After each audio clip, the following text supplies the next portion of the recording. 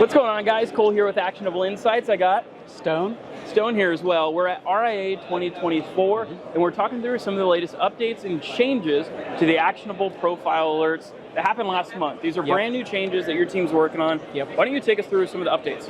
Absolutely. We're constantly updating and increasing the guidance that we provide in the profile. We've got 84 new wallpaper category alerts, tile-specific alerts. We got a whole new rule set for roofing, additions to our mitigation base with WTR alerts and additional equipment alerts. So as line items are being introduced monthly to the price list or changes are being made, we're providing and updating our guidance in the profile based off of that. So if folks want to provide some recommendations or requests for new alerts, what's the best way to do that? On our website, getinsights.org, we have a tab in the top right called Advance the Cause. You can request an additional line item if you think of something that should be in the software. That's right, and if you're currently using the Actionable Profile and you have alert requests, send them to support@getinsights.org.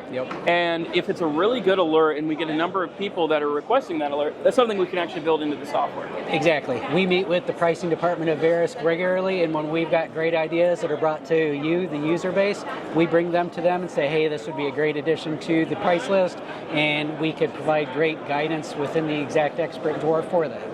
A good percentage every month of the latest updates and changes to the Actionable Profile are actually user requests. So please keep those requests and that feedback coming. It is so incredibly valuable for us. 100%. Awesome. Well, thanks guys for joining us this year at RIA 2024. We'll catch you next time. See ya.